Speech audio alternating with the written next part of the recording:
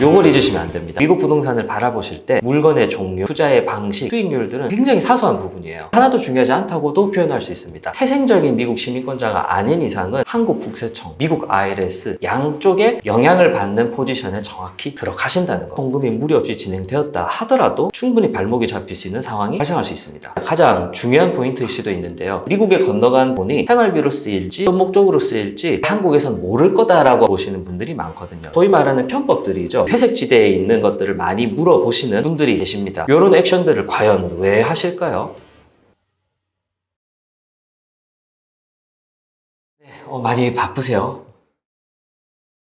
네, 사실 바쁜 걸 알고 여쭤보긴 했는데 오늘은 실제 고객분들을 사례로 미국 부동산을 투자하실 때 정말 고민을 해야 되는 포인트들에 대해서 하나씩 좀 짚어보는 시간을 가져보도록 하겠습니다. 근데 어느 정도는 좀 고리타분할 수 있는 이야기이기도 합니다. 최근 들어서 미국 부동산 컨텐츠들이 조금 많아지고 있는 느낌을 받고 있습니다. 양질의 컨텐츠들이 생산되고 있다는 거는 저희가 업무를 하는 입장에서도 대단히 좀 긍정적인 일이긴 한데요. 최근 들어서 많이 좀 수익률이라던가 좀 지역적인 부분이라던가 이렇게 포커싱을 맞춰서 나오는 컨텐츠들도 있는 게 사실입니다. 그런데 저희는 좀 강력하게 권해드리고 싶은 부분이 그렇게 조금 편중적으로 보다 보면은 대단히 매몰된 시각을 가지게 될 확률이 크다고 생각합니다. 지금부터 하나씩 조목조목 따져보겠습니다. 그러면 한국 시장 이야기로 짤막하게 이야기를 꺼내고 시작을 해보도록 하겠습니다. 저희들이 한국 부동산 투자에는 되게 익숙한 분들이 많으실 거라고 생각을 해요. 그래서 저희 주변에 소위 말하는 선수들, 플레이어들이 투자를 하는 방식을 보면 어떻습니까? 모여서 정보도 교류하고 카페에서 스터디도 같이 모여서 하고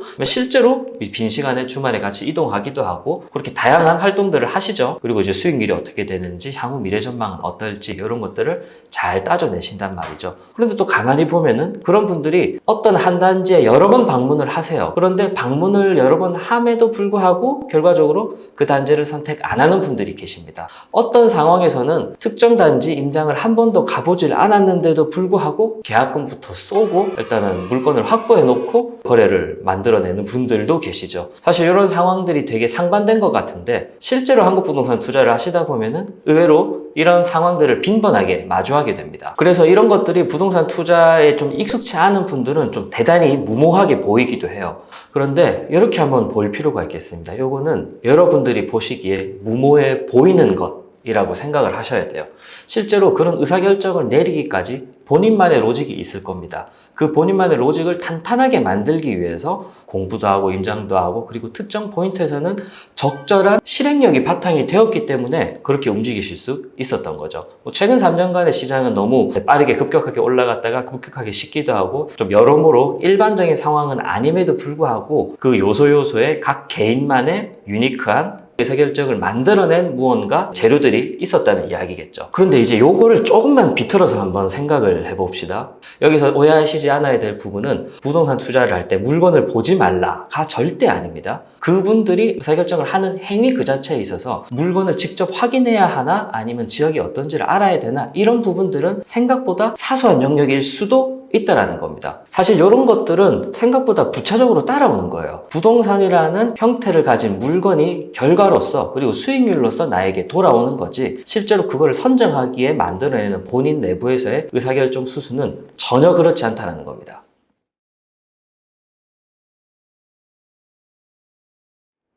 여러 가지가 있겠죠. 우선 첫 번째, 내가 어떤 성향인가를 좀 알아야 되겠죠. 공격적인 타입인가, 좀 보수적인 타입인가. 자, 간단하게 봅시다. 주식과 부동산. 물론 이게 단순하게 그런 상품의 비교는 아니겠지만 일반적인 인식선에서는 부동산이 액수가 큼에도 불구하고 조금 더 보수적이다 라고 판단할 수 있겠죠. 부동산까지 내려왔습니다. 그러면 난 아파트 위주의 거주용 물건으로 들여다볼 것인가 아니면 그래도 수익률이 조금 높더라도 이제 유지관리 보수 리스크가 좀 더 커지는 상가 쪽으로 집중을 할 것이냐 이런 부분도 또 달라지게 되겠죠. 세 번째로 내가 목표로 하는 물건을 내가 직접 취득할 수 있는데 충분한 지금 자금이 마련되어 있는가? 아니라면은 그 자금을 메꿔 넣기 위해 융통하기 위해서 어떤 전략을 지금 내가 준비를 하고 있는가 이런 부분도 생각을 하셔야겠죠.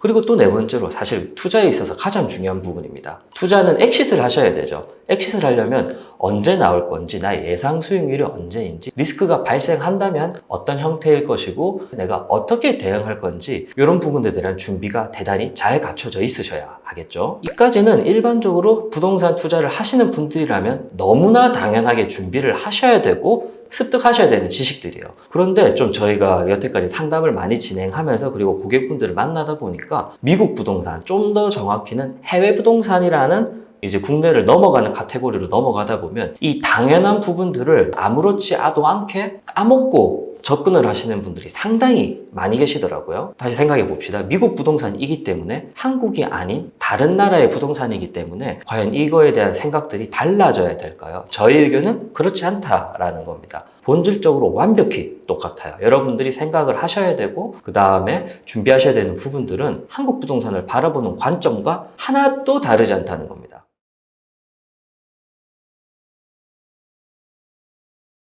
그러다 보니까 저희 지오플랫은 이러한 관점에서 고객분들과 같은 고민을 하게 됩니다. 과연 나라면 저 상태에서 투자를 진행할 수 있을까? 안 된다면 어떤 프리컨디션을 맞춰야 될까? 2년, 3년짜리 플랜이 아니고 5년, 10년까지 플랜을 맞출 수 있으려면 한국의 포트폴리오는 어떤 방식으로 정리를 해야 될까? 부모, 자식 간의 신분 변화는 어떻게 두는 게 좋을까? 이러한 부분들을 함께 고민하고 전략을 수립하고 제안을 드린다는데 있습니다. 그러다 보니 좋은 결과를 만들어내기 위해서는 때때로는 지금 당장 시작하지 않는 게 최선일 수도 있어요. 말하자면 이거는 외부적인 시황이라던가 아니면 기준금리의 하락과 상승과는 전혀 무관한 이야기죠. 나의 본질이 똑바로 서지 않으면 이제 과연 부동산 투자가 성공적으로 이루어질 수 있을까? 이러한 좀 근원적인 질문을 저희가 오늘 던지고 싶습니다.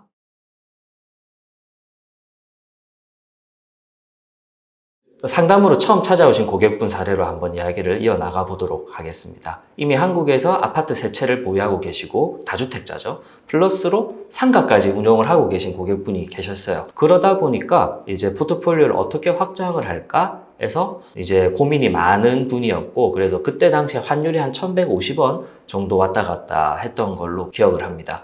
그리고 본인이 스스로 좀 상당히 공격적인 분이어서 한국에서의 투자 사례와 이제 성공했던 부분, 실패했던 부분들을 어느 정도를 공유를 해주시면서 미국 내에서도 이렇게 좀 공격적으로 투자 운영을 해보고 싶다라고 상담을 요청하신 분들이 계셨는데요. 결과적으로 첫 번째 상담에서 계약까지 이끌어지진 않았습니다. 우선 저희가 고객분들한테 이렇게 피드백을 드렸어요. 지금 고객님 상황으로는 미국 부동산 물건을 찾는 데 집중하시기보다 한국 내에서의 포트폴리오 정리를 이런 방향으로 하고 한국 내에서 이런 준비들이 이루어지면은 그때 미국 부동산에 한번 다시 좀 포커싱을 맞추는 게 어떠시겠냐, 이렇게 다시 역제안을 드렸거든요. 그래서 결과적으로는 3달이라는 시간이 지나기는 했지만 저희 고객분이 되시긴 했습니다. 이 고객 사례를 먼저 말씀드린 이유는 여기에 있습니다. 말씀드린 분은 이미 포트폴리오로 치면 저희한테 말해 주신 걸로만 4개가 넘었습니다. 그렇다면은 이제 거래를 어떻게 하는지, 세금은 어떻게 되는지, 또 엑시트는 어떻게 하는지 이미 경험이 있으신 분이에요. 그런데 여기서 결정적인 차이가 있죠. 부동산이라는 동일한 투자 행위를 함에도 불구하고 미국에 있다는 거죠. 어떤 거죠? 외국인이 미국에 있는 부동산을 산다는 부분에 있어서 그렇습니다. 그런데 아까 말씀드린 첫 번째부터 네 번째까지 포인트를 똑같이 짚어내야 된다는 거예요. 하지만 방식은 달라지게 되겠죠. 어떤 방식이냐? 첫 번째로 자금의 이동 부분이 있습니다. 저희를 찾아오시는 고객분들 중에 영주권자, 시민권자들도 꽤 계세요. 저희가 줌으로도 컨설팅을 도와드리곤 하는데, 태생적으로 미국에서 태어난 시민권자가 아니라면은 이제 미국 입장에서 외국인, 한국인이죠. 외국인이거나 도중에 신분이 바뀐 영주권자, 시민권자라고 하더라도 필연적으로 외국환 거래법에 영향을 받을 수밖에 없습니다. 이미 한국에서 사회생활을 하시고 자산이 어느 정도 축적이 되셨을 거고 신분과 무관하게 이 돈을 미국으로 옮겨야 되잖아요. 여기서 송금하는 부분에 있어서도 이제 단순 생활비 명목이 있을 거고 교육비도 있을 거고 이제 자산 취득을 위한 두 가지 송금 방식이 있을 건데, 이런 자산 취득을 하는 송금일수록 더욱더 엄중하고 철저하고 투명하게 자금이 이동되어야 합니다. 하지만 어쩔 수 없이 소위 말하는 편법들이죠. 이 회색 지대에 있는 것들을 많이 물어보시는 분들이 계십니다. 사실 미국에 건너간 돈이 생활비로 쓰일지 아니면 어떤 목적으로 쓰일지 잘 한국에선 모를 거다라고 물어보시는 분들이 많거든요. 결코 그렇지 않습니다. 그리고 두 번째입니다. 아까 첫 번째와 연관지어서 되는 건데 당연히 세금이죠. 세법입니다. 이렇게 한국에서 미국으로 혹은 태생적인 미국 시민권자가 아닌 이상은 결국 한국 국세청과 미국 IRS 양쪽에 영향을 받는 포지션에 정확히 들어가신다는 겁니다. 1979년도에 한국과 미국이 한미 조세 조약이 체결이 되었거든요.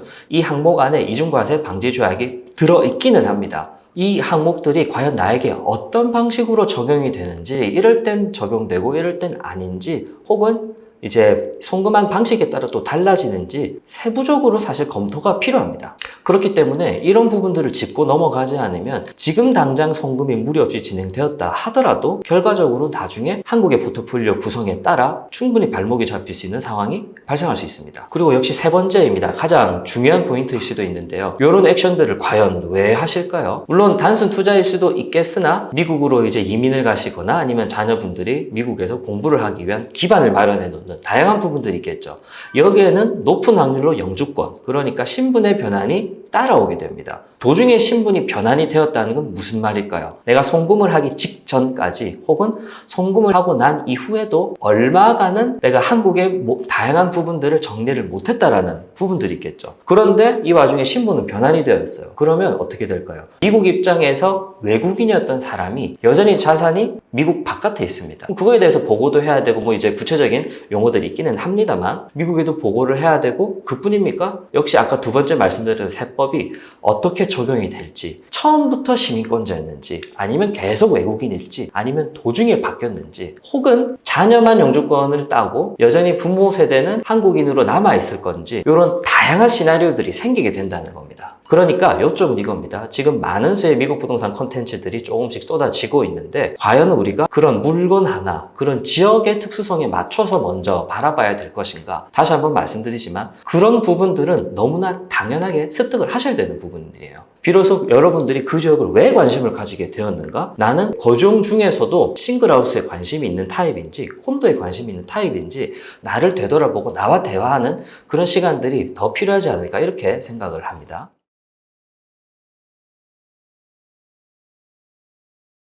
반대로 이런 분도 계셨어요. 사실 되게 주저주저 하면서 투자가 가능할 것 같지는 않은데 하면서 이제 상담의 문을 두드려 주신 분이었거든요. 요약을 해보자면은 현금은 한 90만 불 정도를 확보를 하실 수가 있었고, 그런데 미국 내에서 자녀분들이 교육을 받고 있고 당장은 이제 성년은 되지는 않았지만 매번 교육비 명목으로 송금하기도 조금 까다로운 상태였고, 투자 물건을 어떻게 골라야 되는지, 그 이전에 어떤 지역으로 선정을 해야 될지 고민이 많은 분이었습니다. 그러다 보니까 오히려 이런 고객분들 같은 경우는 저희가 아주 클리어하게 제안을 해드릴 수가 있었어요. 결과적으로 이 분은 한 번만에 그날 상담 오신 날 바로 이제 저희 고객분이 되셨습니다. 매번 교육비 명목으로 송금을 하시는 것보다 미국 내에서의 캐시플로우를 만들어낼 수 있는 이제 축이 되는 부동산 하나를 잡고 거기서 나온 임대 수익으로 자녀의 양육비를 보충하는 방식으로 그렇게 이제 라이프 플랜을 짜드렸고, LA 카운티에 있는 물건을 지금 투자를 진행을 하고 계시고요. 현 지금은 이제 잘 굴러가고 있는 단계가 되었습니다.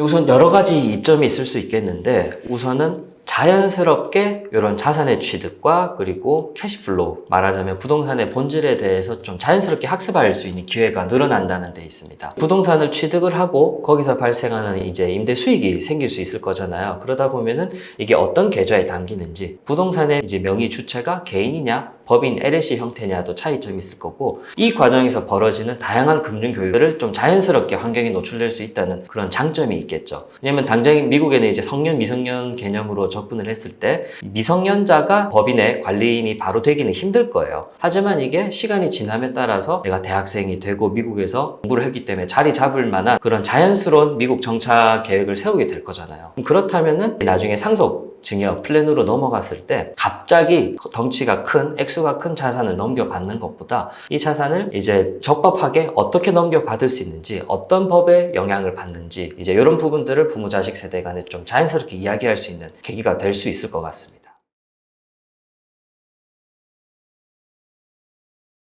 저희가 12월 16일 날 예정되어 있는 세미나는 빠르게 마감이 되어서 많은 관심 너무 감사드리고요. 24년에 맞춰서 1월 달부터 다른 형태의 세미나를 제공드릴 예정입니다. 날짜 공지는 곧 다음 영상에서 찾아뵐 거고 많은 관심 보여주시면 좋겠고요.